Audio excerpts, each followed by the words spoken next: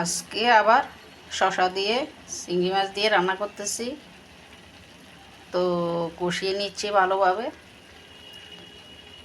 কি খাবো গরমের মধ্যে, শসাটা তারপরেও গরমের মধ্যে ভালো লাগে। ঠান্ডা তরকারি শরীরের জন্য অনেক ভালো, তাই শসা রান্না করি মাঝে মাঝে। তো আগে একটু কমিয়ে নিচ্ছি নেড়ে চেড়ে, তারপরে মশলা দিয়ে কষিয়ে নিব, মশলা দিয়ে দিব।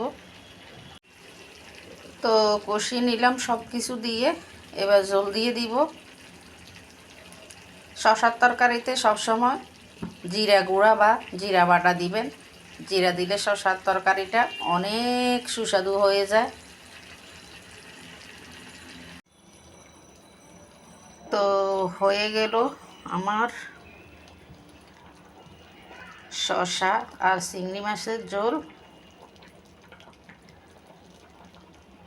আজকে পর্যন্তই, সবাই ভালো থাকুন।